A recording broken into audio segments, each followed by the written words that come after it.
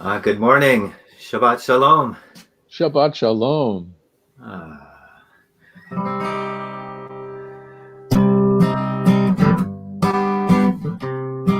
Give everybody a chance to warm up their vocal cords a little bit. Yai dai da dai dai da dai. Yai dai da dai dai da dai. Yai dai da dai dai da dai dai da dai dai. Yai dai da dai dai da dai. Yai dai da dai dai da dai. Yai dai da dai dai da dai. Yai dai da dai dai da dai dai da dai dai. Yai dai da dai dai da dai. Yai dai dai dai. Yai dai da dai dai dai. Yai dai da dai dai dai. Yai dai da dai. Yai dai da dai. Yai dai da dai dai da dai. Yai dai da dai dai da dai. Yai dai da dai dai da dai dai da dai dai. Yai dai da dai dai da dai.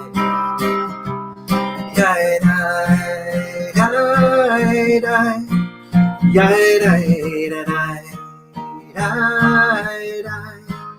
Yai dai da dai dai dai. Yai dai da dai dai dai. Yai dai da dai. Yai dai da dai. Yai dai da dai dai da dai. Yai dai da dai dai da dai. Yai dai da dai dai da dai dai da dai dai. Yai dai da dai dai da dai.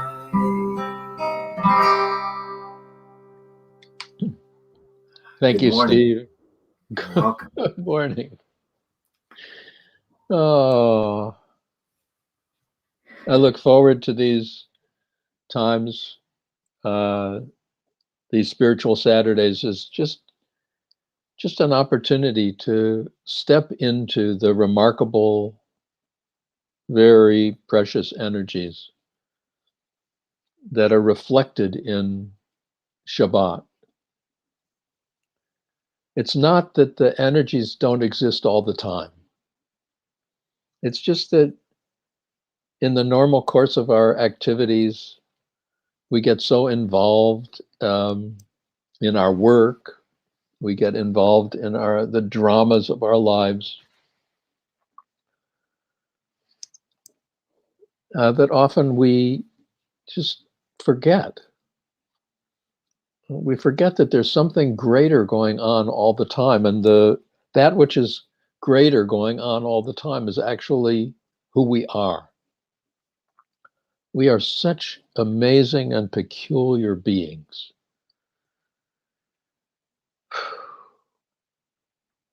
You know, there are so many stories of how the very most precious of essential treasures have been hidden from us. And it's an experience that many of us have. It's like we're missing something. And we have a tendency to look out into the world and say, well, where is it? Maybe it's in a person, it's in a relationship, maybe it's in a job, maybe it's in a house, maybe it's in some possession, maybe it's in doing something with our bodies, maybe it's in an academic degree, maybe it's in a profession. And I don't know if you're anything like me, but if you are, you've probably been through myriad of times when you thought, if only this, then I would have the feeling of completeness and the feeling of wholeness, and we keep trying to bring it to us. And there are so many stories where it becomes clear that that which we seek is actually not out there. It's not to be found in another person. It's not to be found in another way of being. It's not to be found in another city. It's not to be found in another. It's already present as the very nature of our being. And it's so challenging because we get so convinced that we don't have it. We get so convinced of this feeling of incompleteness. And of course, on an ego level, we are incomplete because an ego, an individual, this notion of this separate identity is by definition not complete. I don't know if your screen looks anything like my screen, but apparently when I say things like that, I get very small. I don't know whether that's happening automatically, and I should take that as a sign that that somehow the software that is transmitting this has received something it doesn't know how to parse? Or should I take that as a sign that actually what I just said was very important and it just requires a repetition? I don't know. The point is, what we seek is a consciousness of our wholeness and our completeness. What we seek is the very nature of our own being. And Shabbat is an energy. I take that as a doorbell. So I'd like to welcome in whoever's coming. It's another sign. Another sign, obviously. You got to be alert to these, so we don't miss anything. I feel, Steve, like somewhat like I used to feel years ago when I was doing a weekly radio show where you can't know how many people, if any, are listening. So you sit in a studio and you're talking into a microphone with a couple of other people. And I feel like this. I feel like there's two of us in this space, and I have no idea. I suppose I should look at the comments. Oh, it appears as though there are some people watching. Awesome. Now, if only I could remember what I was talking about before I got so little, I would just pick up right where I was. Well, Rabbi Ted, you remind me of, I was playing at a ski area once, and it was really loud and crowded bar kind of thing. And I swore nobody was listening. So there were a lot of people, right? Yeah. And so I've almost finished with my last song, and this little girl's getting pulled out by her mother by the arm, like, we've got to leave. And the girl's screaming. She gets away from her mom and gives me a napkin that says, "You sing like an angel." Oh. So we never know who's listening, right? Wow, that's beautiful. It was so cool. That's really sweet. It's really sweet. It does remind me, though, of the early days of giving sermons and wondering if anybody was really listening.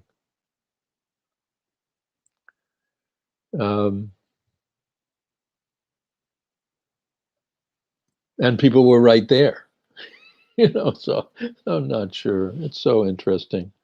Shabbat. The point is, Shabbat is a reminder of the essential nature of our own being. Shabbat is a reminder of the fullness, the wholeness, the completeness of the presence that we are, the presence that awakens as the true nature of our being. Yes, this universal presence meets us fully in this particular vehicle, and it sees the world through this particular vehicle. It understands the world through this particular vehicle. But it is a universal presence. And to know that, to open to that, to celebrate that, to see that not only in ourselves, but in each other, changes the nature of our experience of all of life. It's the ego, the separateness that keeps us struggling, that keeps us suffering, that keeps us from just opening to the absolute joy of being. It's the ego that keeps us in fear and responding so defensively. And boy, I know about that. I'm very good at responding defensively. And we need to have a great deal of self-compassion for the dilemmas of being human and for the promises of allowing ourselves as humans to remember the universal that we are, to see that in ourselves and to see that in each other. So we are invited every week on Shabbat. I mean, we're invited every day. We're invited every moment. But we take this time to go, okay, it's time to take a deep breath. And it's time to just remember. Behind all the drama, behind the narrative mind, behind the rising and falling of feelings, behind all the rising and falling sensations of the body, there's the absolute wonder of being. Beyond the particular, beyond the specific moments, there is the awakening of that one.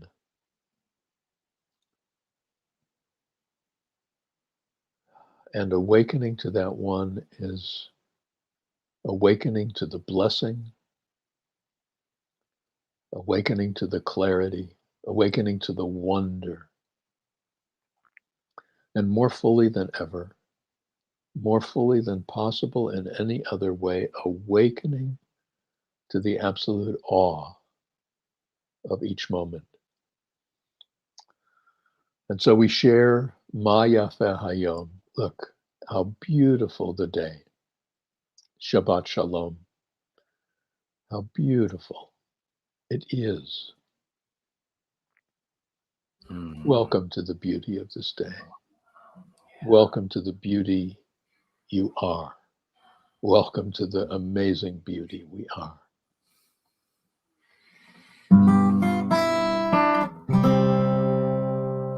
Ma Yafeh Hayom, Shabbat Shalom.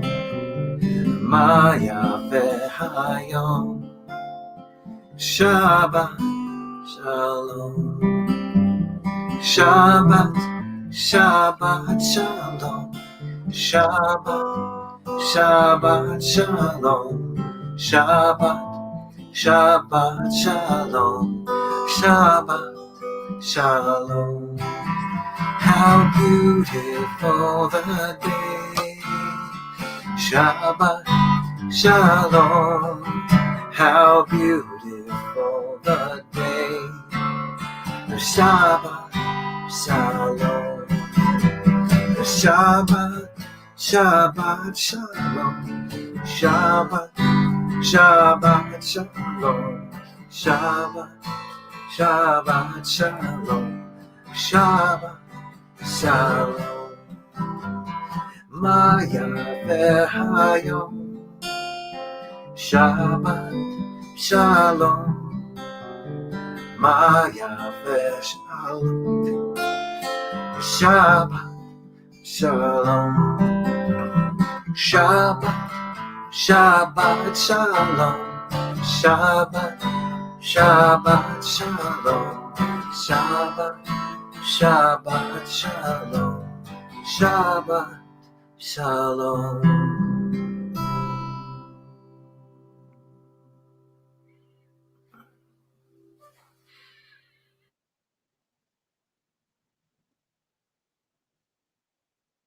We could just breathe into that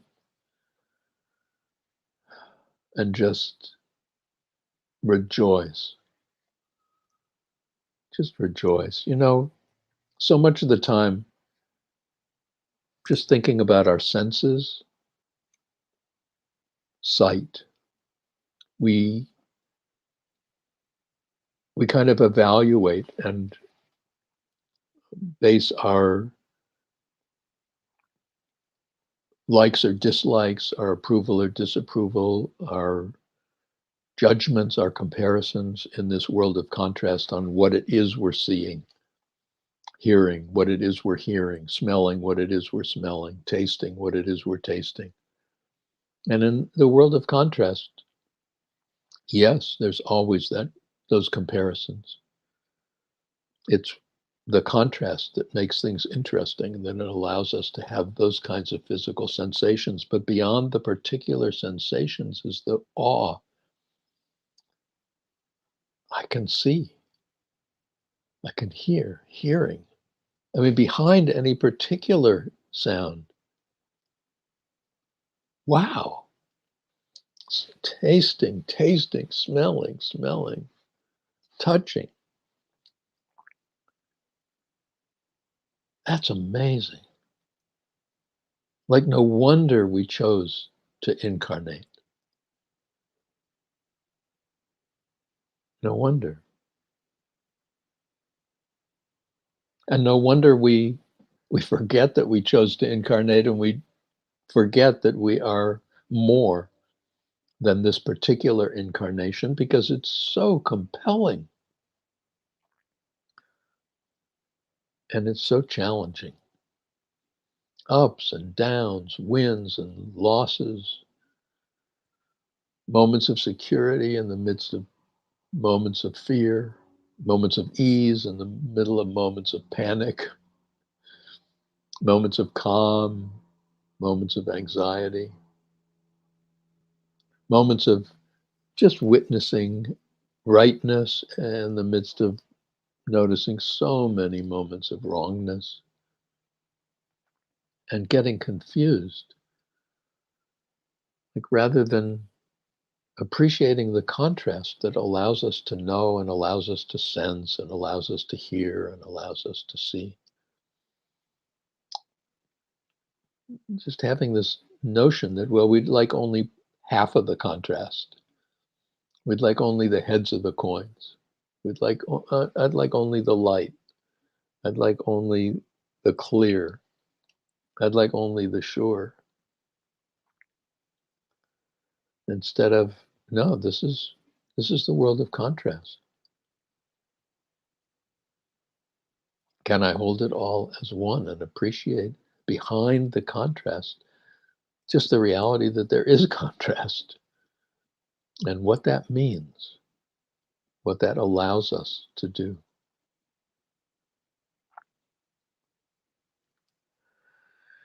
So I noticed that I said I'm talking about love on this spiritual Saturday.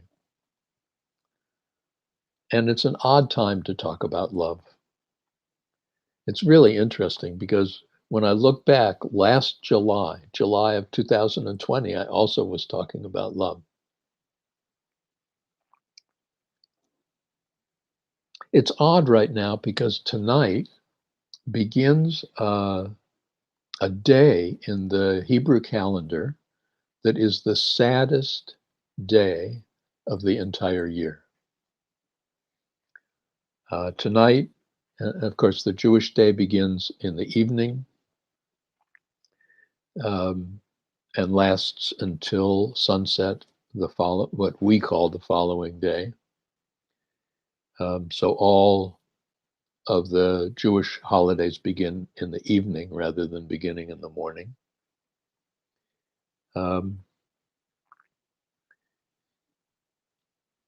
which comes from a time before clocks.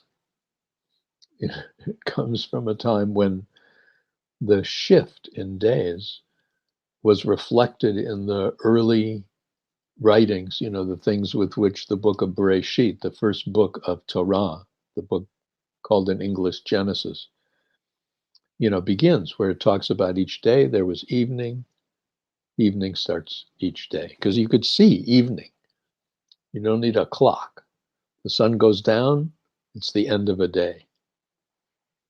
The sun goes down, it's the beginning of a day. Obviously, where one day ends, the next day begins. We do the same thing, but we do it with this artificiality of a clock. So, when midnight is for the transition into days. Tonight begins a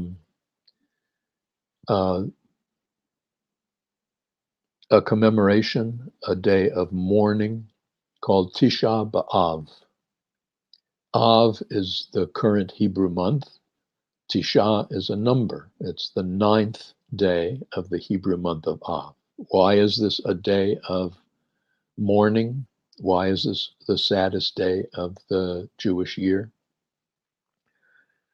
Because the 9th of Av was the day when the temple, the first temple in Jerusalem, the focus of the spiritual life of the community, in a sense, the focus of the entire community, Hebrew community, was destroyed. Somewhere around 586 before the Common Era, intruders from Babylonia, which was the area now known as Iraq, descended into Jerusalem and succeeded in storming the walls of the temple. And we tend to think about it as a loss of a physical structure, but historically, there were horrendous acts of violence against the Jews in Jerusalem. Thousands, and some even say hundreds of thousands, were killed. The entire community was exiled, ripped out of their land, and taken hostage back to Babylonia. And the final destruction of the temple and the ripping apart of that community was on the 9th day of the Hebrew month of Av. And then it turned out, hundreds of years later, the year was 70 in the Common Era. Obviously, Babylonia itself was then conquered by Persia. Under Cyrus of Persia, some years later, the Hebrew people were allowed to return and ultimately to build the second temple.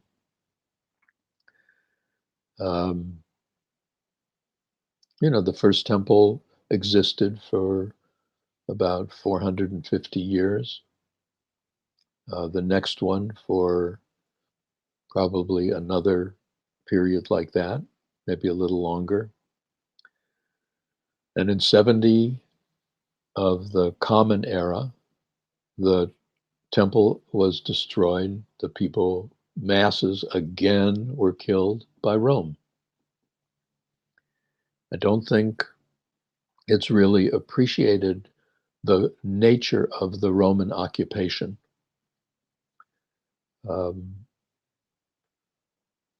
It's tends to be represented as far more lenient than it was. It was an incredible repression and obviously grew more so. And by the year 70, the second temple fell. And that led to diaspora, the ripping apart of the community. There were those who stayed in the area, in a northern area of what is now Israel, until final battles in the 2nd century of the Common Era. Finally Rome wiped out those communities. And then there's a whole list of other things that happened on the 9th day of Av. There's some record that actually the First World War started on the 9th day of Av. There's records that major parts of the Second World War started on the 9th day of Av. So it's a day of deep mourning. It's a day of incredible tragedy. It's a day of incredible suffering. A recognition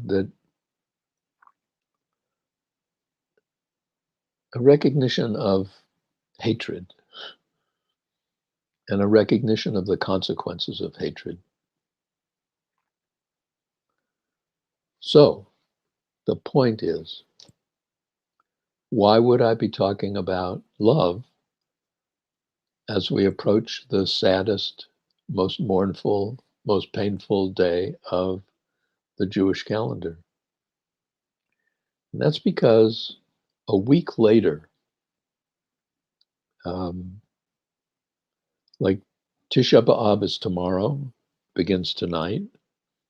Next Saturday, the 24th, is the full moon of Av, and is 2 B'Av. 2, again, is a representation of a number. It's the 15th day of Av. And the 15th day of Av has been celebrated since the days of the Second Temple, which means we're looking at the 3rd century before the Common Era. It was celebrated as one of the happiest days of the Jewish year. It was celebrated as a day of love. The Mishnah, after the Hebrew Bible is canonized, which means that the official books to be included were canonized around the year 90 in a community in northern Israel before that final diaspora.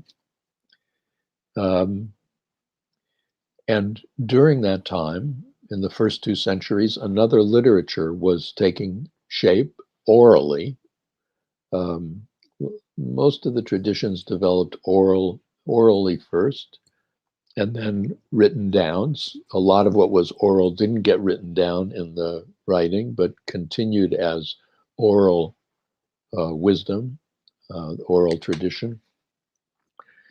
By the year 200, what was being developed in the first 2 centuries got written down, called the Mishnah, and during the next 3 centuries, mostly in Babylonia, where not everyone had returned. So there's a major Jewish community in Babylonia that maintained itself well since the exile in the 6th century before the Common Era, actually until the establishment of the State of Israel in 1948.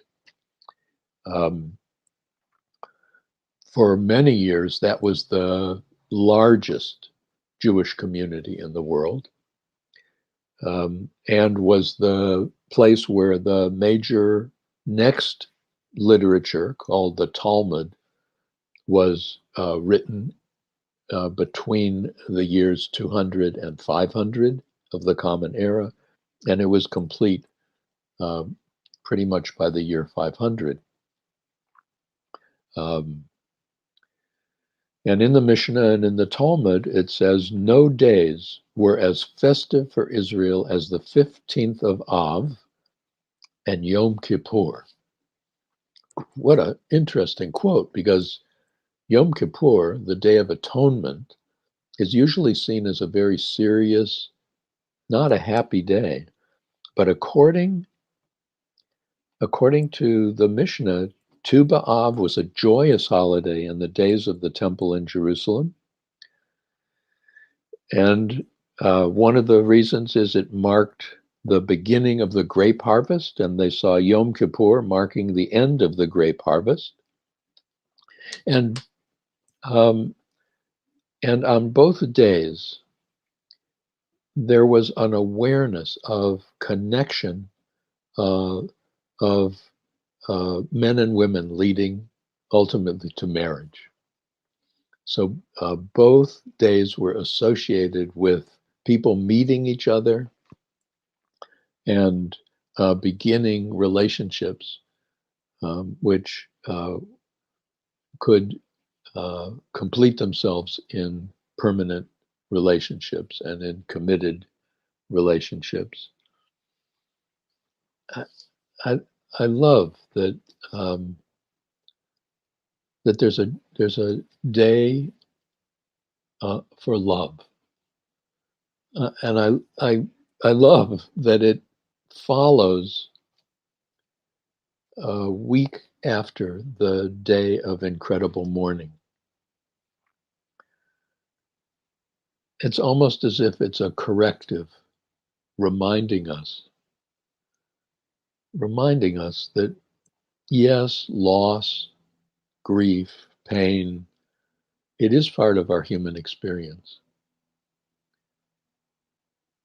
But love and hope and possibility and connection, celebration is also part of our human experience.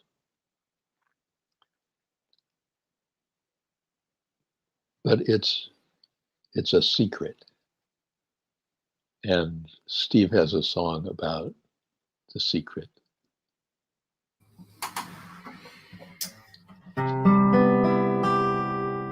Yeah. I don't know what year this song originally came out. Do you know, Rabbi Ted, how long ago this was? I used to know. Okay. I'm sure that doesn't help, but I don't remember. The 60s, I think. I don't know. Well, we'll give it a go. Hopefully, I assume many of you have heard it. If you haven't, I hope you savor it as much as I do.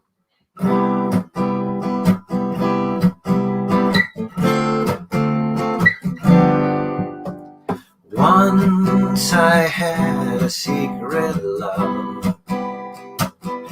that lived within the heart of me. All too soon my secret love became impatient to be free.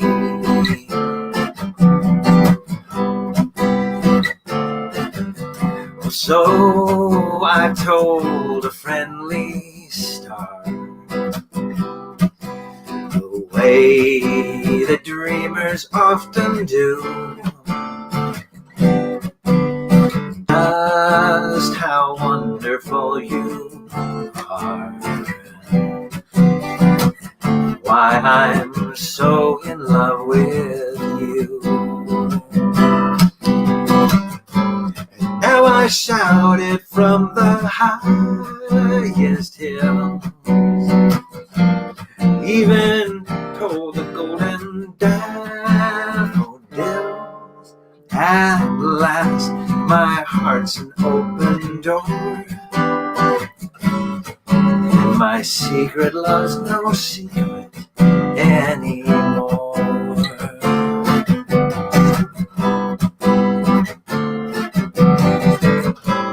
Now I shouted from the highest hills, even told the golden Till at last my heart's an open door, and my secret loves no secret. My secret loves no secret.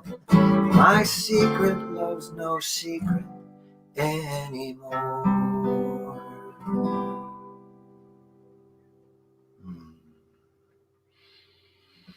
So what do you think of? Like if we were gathered in a place all together, I would ask the question, what do you think of when you hear that song?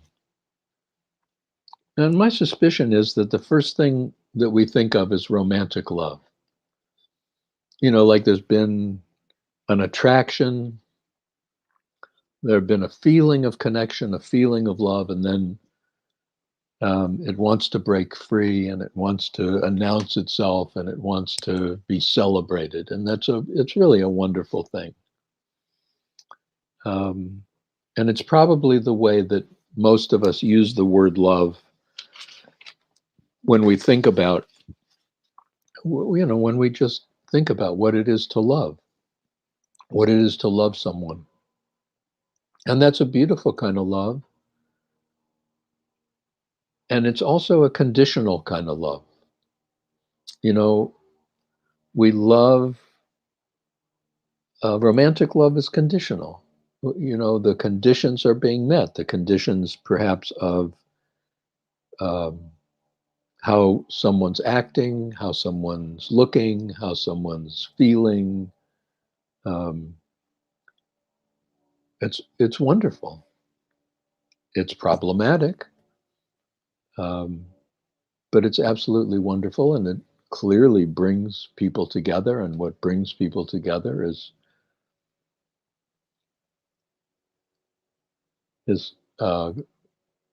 obviously positive, but it leads to such a conditional use of the word. And it leads to the problematic use of the word, because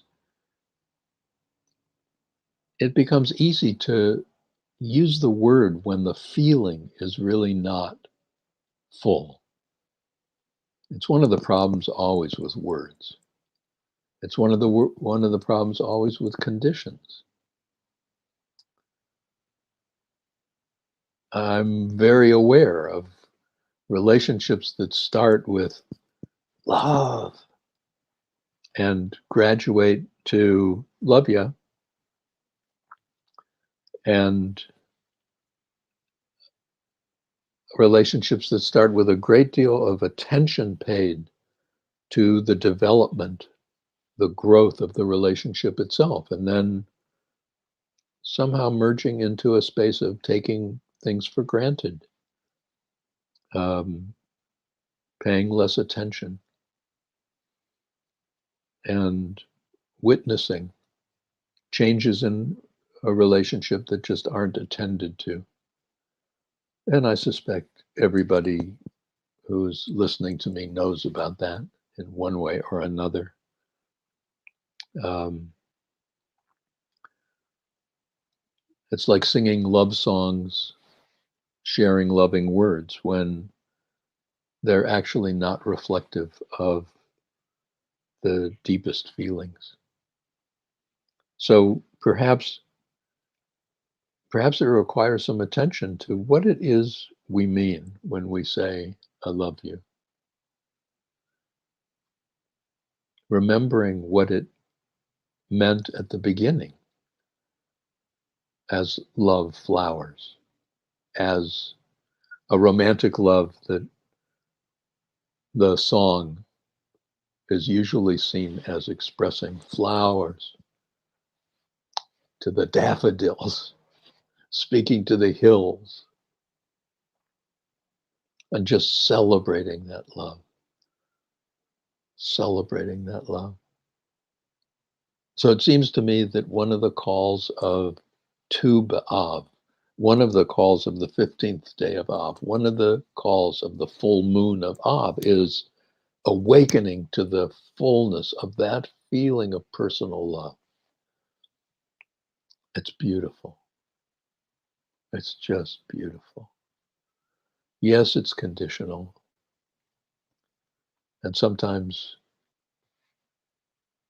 it is just a connection that helps make everything worthwhile. Steve brings a song called If Thoughts Had Shapes.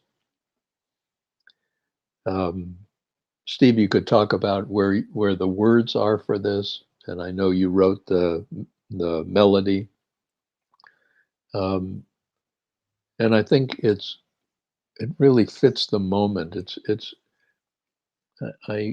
One of the amazing things of working with Steve Mason is his songs somehow are crafted just for the focuses of spiritual Saturdays, and he probably had no thoughts of spiritual Saturdays when crafting the songs or even choosing the songs. I just get delighted in, well, I'd even say I love how the synchronicity um, of how well your songs support the energies that we share on a spiritual Saturday. Thank you. Thanks. I found this poem in the back of a book at Unity in Linwood one day, and it was a book of poems by James Dillett Freeman, the poet laureate for Unity. And I had been searching for words to share with my family what they mean to me. And these words were just like, oh, I would love to put those into a song, because when I'm able to do that, sometimes it creates a bit of a mantra for me so that I can sing it over and over, whether I sing it out loud or not. I can keep it running through my head. So this is called If Thoughts Had Shapes.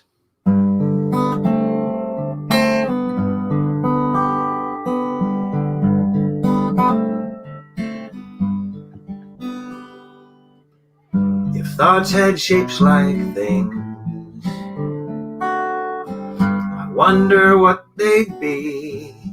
Would wonder not be wings, and reverie a sea. If hope looked like a seed, would lilies grow for grace? Would worry be a weed? Despair a barren space? Would thoughts of truth not find a rainbow's radiant form? Would not peace of mind be sunlight after a storm?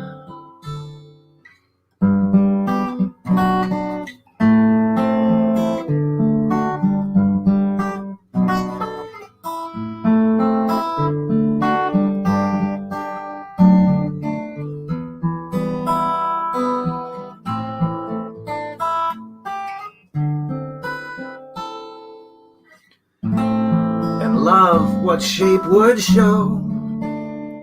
Love patient, warm and true. All you I love, I know that love would look like you. All you I love, I know that love would look like you.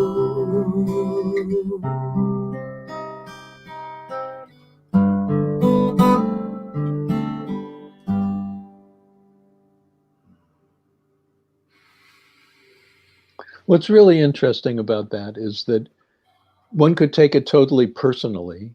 Love would look like you were just talking to a single person, or love would look like you and we're looking at whoever we're looking at and whatever we're looking at. On some level, really appreciating the essential nature of our being and seeing that in each other. And it kind of opens us to a deeper awareness of love beyond dependence on conditions. Just awakening, wait a minute, there's something about love that's bigger, that's more inclusive than just what our mind thinks is worthy of love in another person or in an event. There's something greater going on. And so one looks at, okay, where is love in spiritual tradition? Which is to say, I would tend to say, where is love in my tradition? And I grew up in many ways in a Christian culture, which often said that love is a Christian quality, law is a Jewish quality.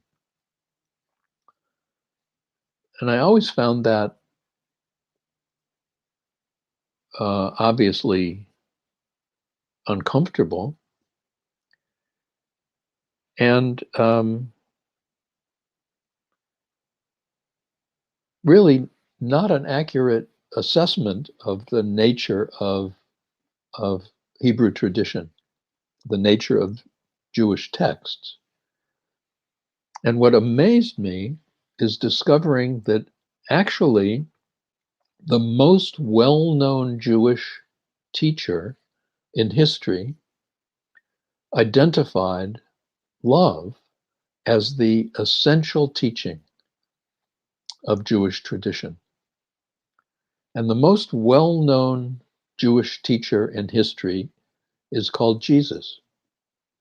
And obviously, I'm not Christian, but I am aware that when Jesus responded, and this is in various of the gospel accounts, Mark is the most complete, actually, in this story. Jesus is asked, what's the most important teaching in Torah? It's unfortunate that the word Torah had a tendency in Greek to be translated as law, where Torah actually doesn't mean law, it means teaching. Law is a whole other different Hebrew word.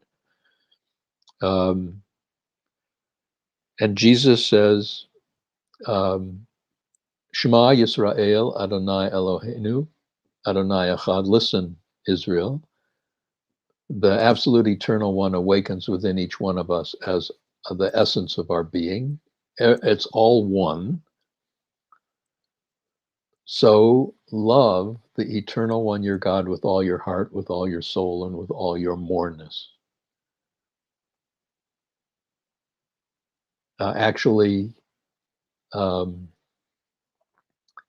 Jesus is quoting from Deuteronomy, Devarim, the Hebrew book of the Torah that actually we begin this week. The verse preceding the one that you see on your screen is the Shema. Listen, Israel, listen, as my co-teacher Tova translates beautifully, Yisrael as all who strive to awaken to the essential nature of being, all who strive to awaken to God, all who strive to awaken to the presence. It's all one. And if it's all one, then you can love the oneness that is your God with all your heart, with all your soul, and with all your moreness. And then Jesus is quoted in the book of Mark as well as other gospels as saying, the second is this, V'ahavta l'reacha kamocha, you shall love your neighbor as yourself. The book of Vayikra, the book of that gets translated called Leviticus, chapter 19, verse 18. Now, many people think that actually Jesus made up those words, or Jesus, and so the words were created for the Christian Bible rather than reflective of the heart of the Hebrew tradition for which he was a spokesperson, for which he was a teacher, in which he was a teacher. And I do not mean to diminish the uniqueness of his teaching.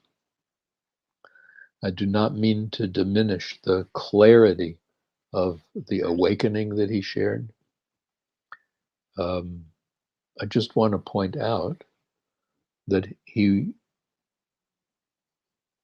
expression of the importance of love was not new. It was deeply embedded in the tradition that was his. And this love, this is not a conditional love. This is not saying love your neighbor if your neighbor is acting in ways you like. This is not saying love the eternal one, your God, if everything's going well in your life. God, if you give me what I want, I love you. God, if you don't give, this is actually not even talking about loving a God out there. This is talking about awakening to that presence that is worthy of opening our hearts, just opening our minds, opening our senses to the wonder of a love that is such a yesness and such a rightness and such a here-ness and such a nowness. And there's more. The most repeated commandment in Torah is not actually love God. It is love the stranger. Love the stranger and treat the stranger with full, according to, just support the stranger with the fullness of all the legal structure and all the supportive structure with which you support each other. At least 36 times that's repeated in the Torah. That's remarkable. That's not conditional love. That's saying, wait a minute, this is critical. This is critical to being a full human being. To be a full human being is to be able to recognize that presence, that shared being, that shared awareness, that shared consciousness, and open wholeheartedly to that. To see that in ourselves, to see that in each other, and not to be so fooled that by the conditions that seem to rip us apart and polarize us. This is a corrective. Love is a corrective to polarization. It's so much bigger than romantic love. Romantic love is beautiful. Conditional love is magnificent. But unconditional love that has to do with the way we are, we are loving, raises the experience of our lives to such a different level, such a different level. Akiba, who is one of the greatest sages of early Jewish tradition, this is the end of the first century, the beginning of the second century, identified the verse, V'ahavta l'reacha kamocha, you shall love your neighbor as yourself, Ze klal gadol b'Torah, Akiba said, this is the most important teaching in Torah. Again and again and again, this is pointed to, wait, something important is being said here. Something important here is being encouraged here. Wake up, wake up. When we wake up to the more essential nature of our being and the more essential nature of all being, we awaken to greater love. It's not something we have to try to do. Trying comes from the world of conditions. Unconditional love comes from the realization of what we carry within us. So I want to ask Steve to sing again, Secret Love.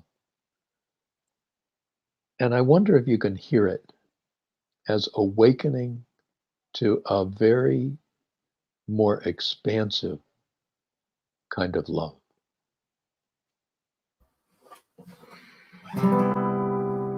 Once I had a secret love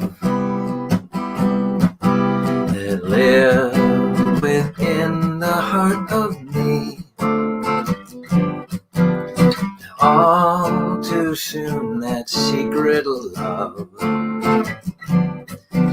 became impatient to be free. And so I told a friendly star the way that dreamers often do, just how wonderful you are, why I'm so in love with you. Now I shouted from the highest hills, even told the golden daffodils. At last, my heart's open door, and my secret love's no secret. My secret love's no secret. Oh, my secret love's no secret anymore. Anymore. 1953, by the way, is Nathan. Yeah, I see it there. It got put up on the screen. The story is that Doris Day came in to record that song and did it in one take, and which is extraordinary, and it became a virtual anthem in the 50s, which some of us remember. Nathan, thanks for putting that up. Nathan is doing the behind the scenes work today while Cameron is off doing other projects. So we're so happy that you're helping us out today, Nate. Yeah, we appreciate it.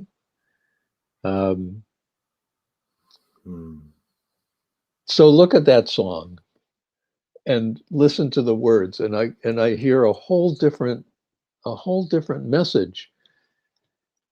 The love that's secret is an inner love, and when it expands, it's shouted to who? Not to people. It's shouted to the hill.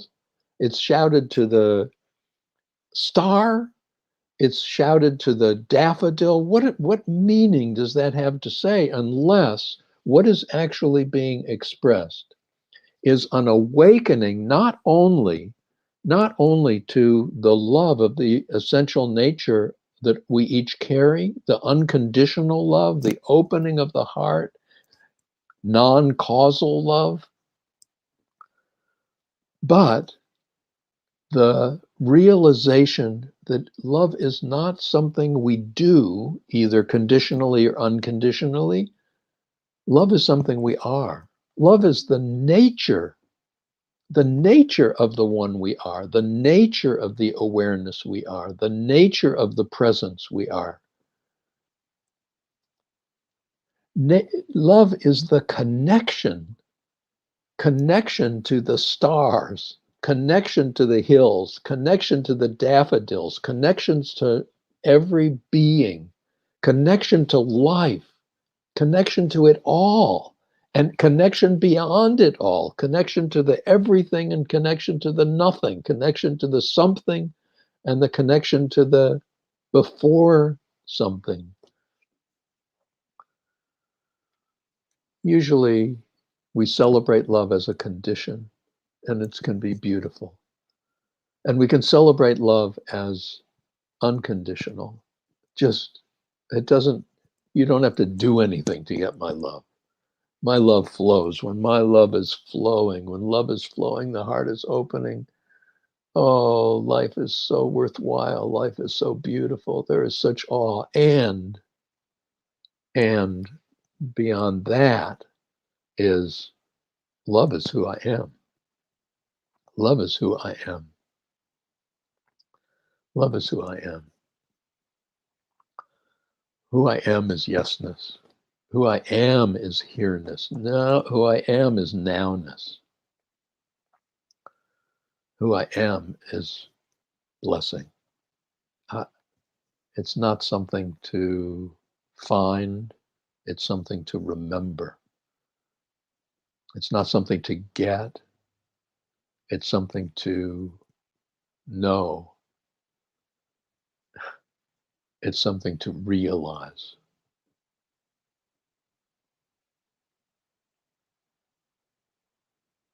It's funny.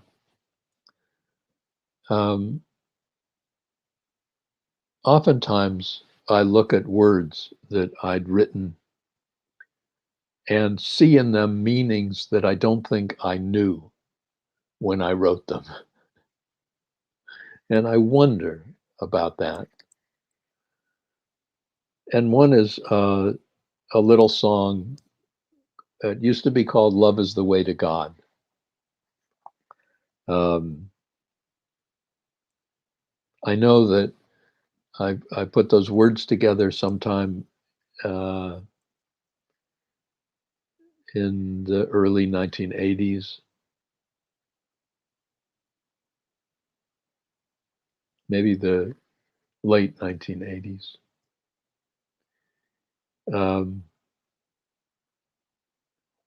I feel more comfortable now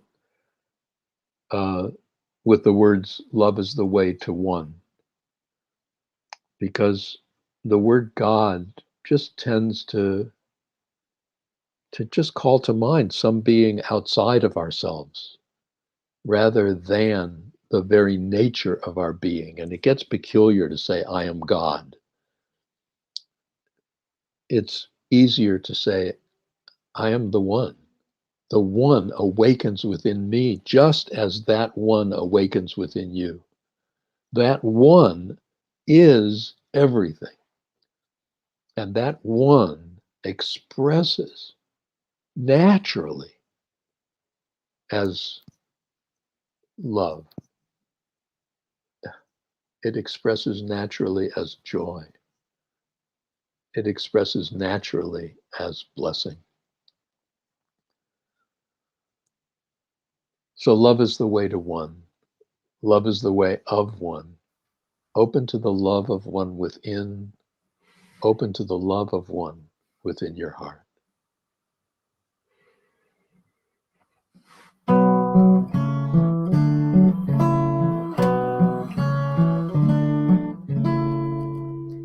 Love is the way to one. Love is the way of one. Listen to the love of one within. Listen to the love of one within your heart. Love is the way to one. Love is the way of one. Listen to the love of one within. Listen to the love of one within your heart. Love is the way to one. Love is the way of one. Listen to the love of one within.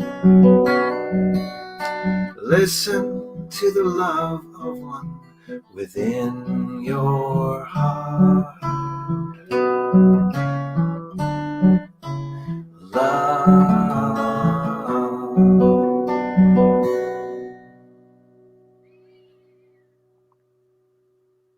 It's really interesting because the word listen got changed to open. And as Steve was singing, I was hearing listen is actually true listening is in fact a way of opening. And I enjoyed that, Steve. I mean, it was not a mistake. Awesome. Wonderful. It's just like when it says, Shema Yisrael is listen, Israel. Listen, you who strive to awaken. It's good. Open. Open. Yeah. That kind of listening is an opening. It's not a comparative, relative listening. It's a kind of transconditional, unconditional listening.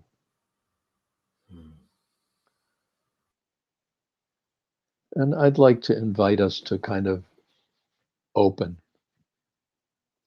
I'd like to invite us to listen. And so for those of you who are listening to this either live or as it is recorded, I encourage you to just settle back, become as comfortable as you can. Take a gentle breath and let the eyes close. And if you feel comfortable, just be aware for a moment without trying to change anything.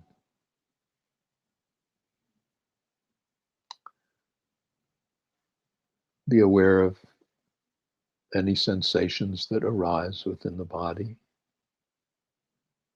Just noticing what it's like right now.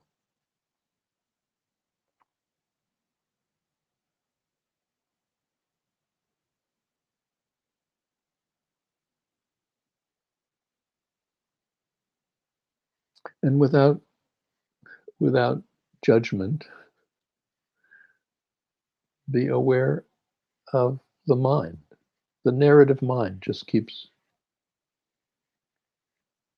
chattering. But without trying to change it, without just notice. Perhaps judgments, perhaps familiar thoughts, unfamiliar thoughts. Just notice. Sensations, thoughts, and feelings. Strong feelings, little feelings. Just be aware. Feeling of comfort, feeling of discomfort, feeling of ease, feeling of dis-ease. Just notice. Noticing there are sensations that rise and fall. There are thoughts that rise and fall. There are feelings that rise and fall.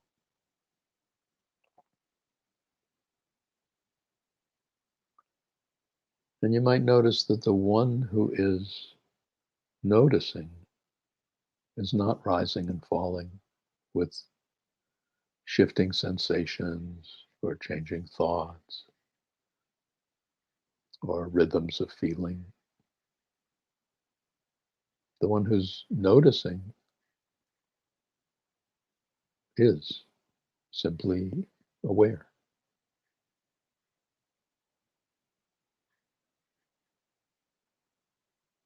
And when we allow ourselves to calm, when we allow ourselves to simply be gently aware of sensations, of thoughts, of feelings,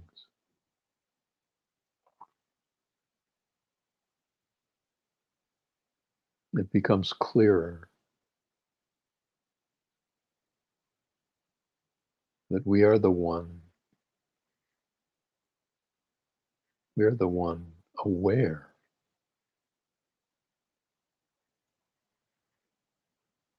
We are aware of sensations. We are aware of thoughts. We are aware of feelings. We have sensations. We have thoughts. We have feelings.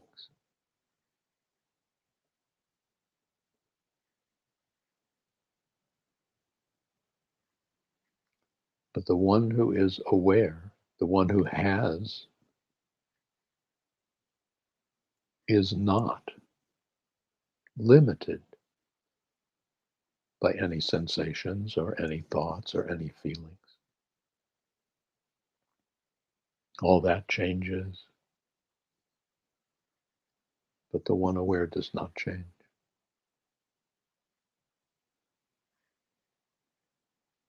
Just gently noticing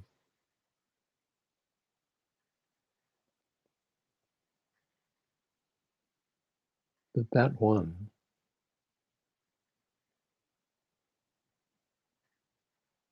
can simply open to the wonder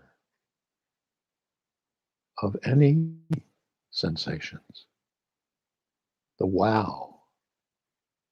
Oh, yes, some sensations are judged as pleasant, some sensations are judged as unpleasant, but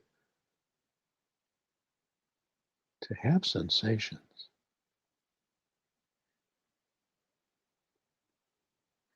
to have the breath,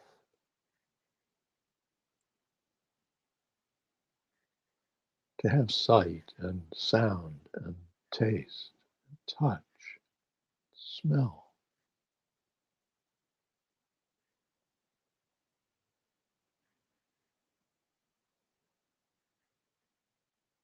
That one has a mind that has the capacity to think and capacity to figure out things. And oh, yes, the natural tendency to replay the past, to worry about the future.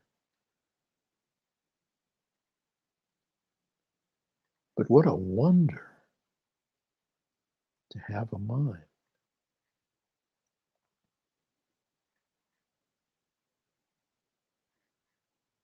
And that one we are has feelings. Remarkable. Remarkable.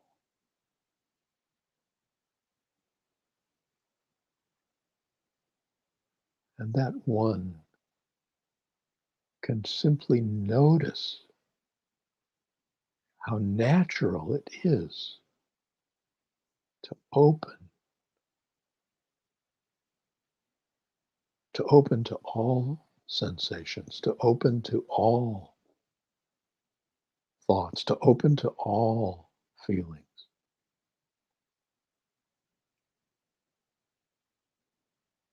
Because they're not who we are.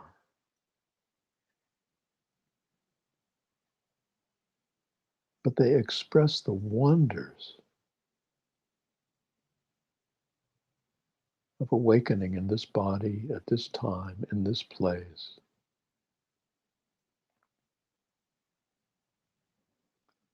And noticing what a difference it is to simply awaken to yes.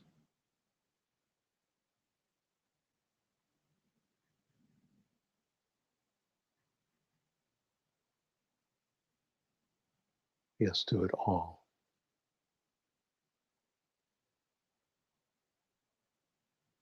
Yes to everything I see, because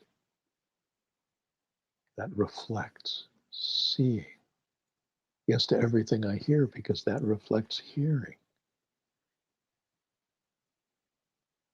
Yes.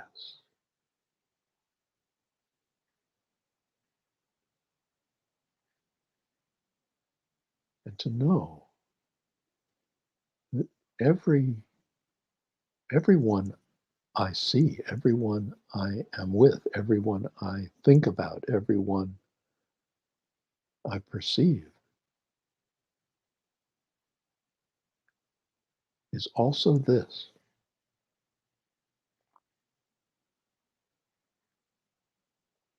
Is also behind it all a yes.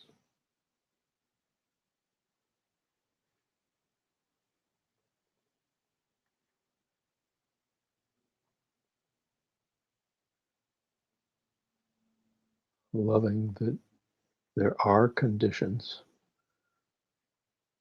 but not loving dependent on conditions. Embracing in awe of being alive.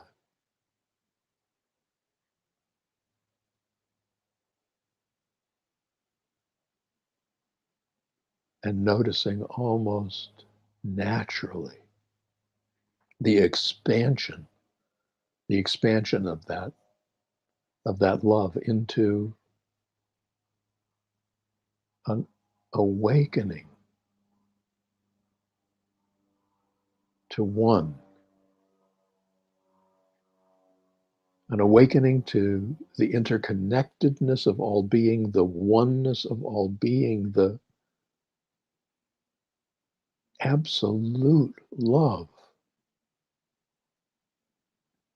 that is the very nature, the essence of our being. It's not something we have to find.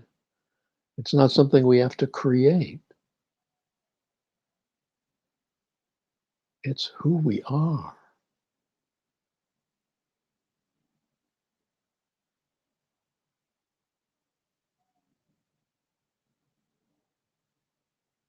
So that I am not loving, I am love. I am not wanting, I am one.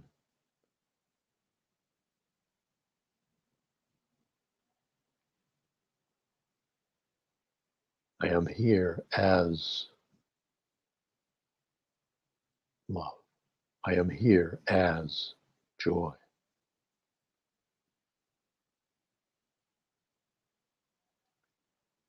And so I know love. I know joy.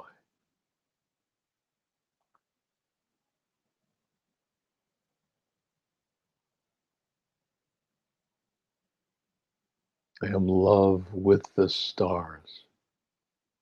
I am love with the hills. I am love with the daffodils. I am love with the trees. I am love with the earth. I am love with all beings.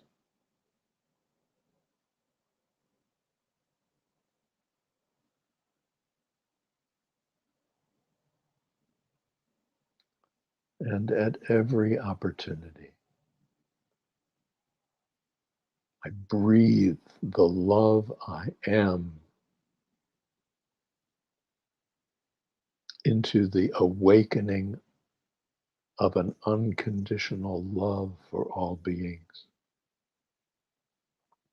And I breathe that unconditional love for all beings into the love I feel for these special ones, these precious special ones in my life.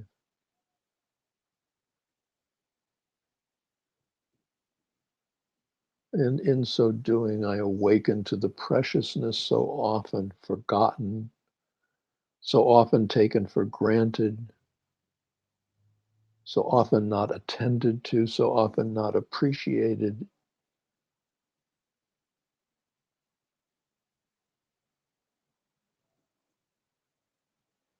And I awaken to the clarity, the reality, the certainty of love for myself, love for this human being, love expressing as self-compassion, love expressing in action, love, love, remembering itself into living.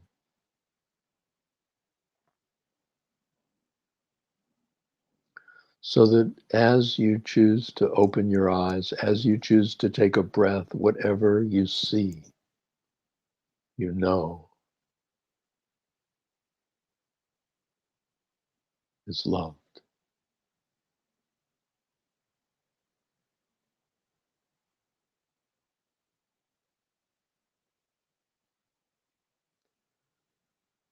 Wherever you see it from is love.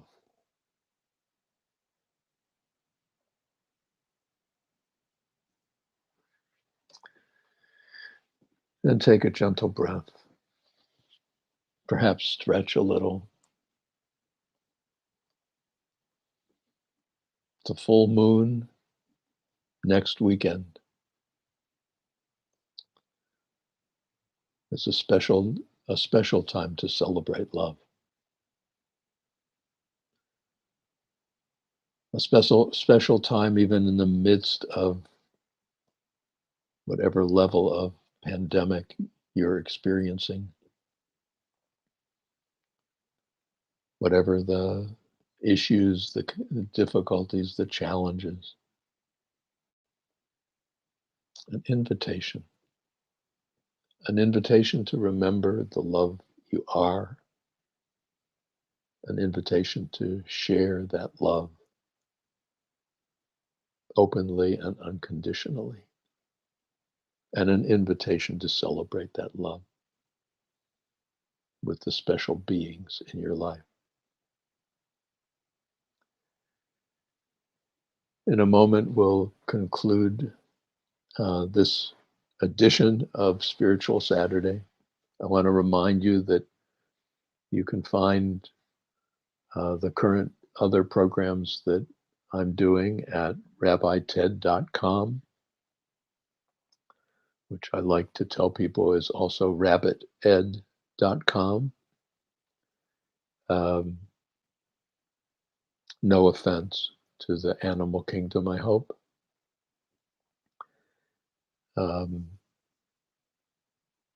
And just a reminder of this remarkable time of the realization of mourning, of sadness, and the reawakening of love that even can hold all that and can remember through all that. If our mourning and our pain is caused ultimately by a causal hatred, the healing unfolds from a causal love.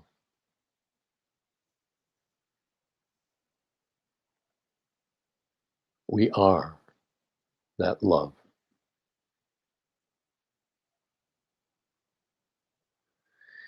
I'd also like to invite you, whether you are here personally or whether you are watching this, to feel free to contribute, to support this program.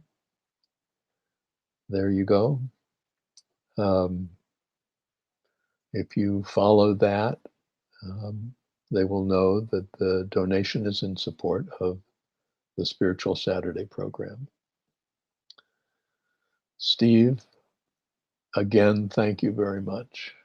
It's a joy and a pleasure to work with you. Nathan, thank you. You have made us small. You have made us large. You have allowed us to share, and we're very grateful.